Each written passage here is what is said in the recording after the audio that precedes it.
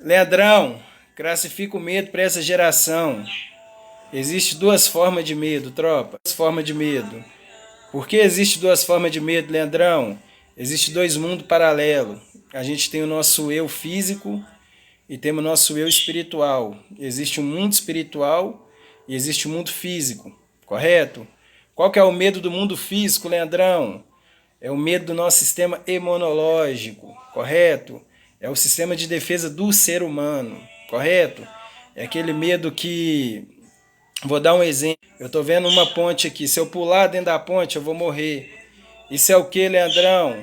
Medo físico, medo do nosso eu, sistema de defesa. Se eu for, eu caio. Então eu tenho que desviar o percurso.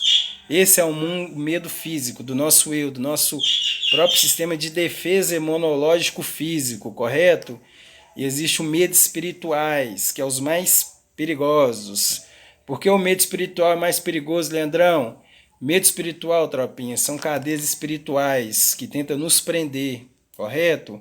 São cadeias espirituais. Pessoas que às vezes fazem amarração para a sua vida, para um projeto de vida que você tem, correto? Porque isso existe. Que o mundo espiritual é mais real.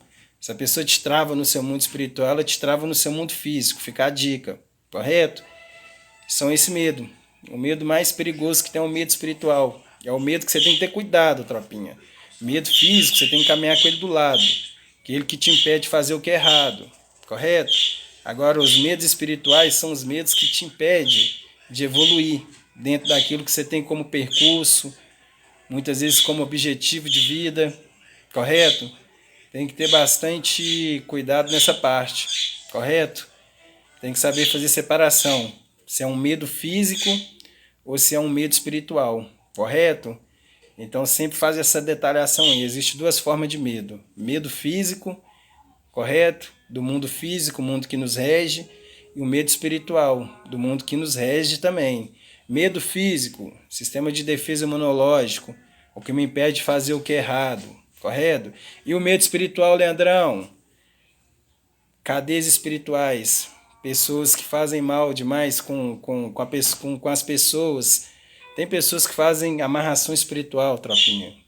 Muitas vezes, às vezes, para um projeto de vida, uma família, ou até vezes para poder impedir você de evoluir dentro daquilo que você tem como objetivo de vida. São essas duas formas de medo. Tem que saber fazer separação, correto? Essas são as duas formas de medo aí, tranquilo? Como diz o cabelinho, fé é fé para todos.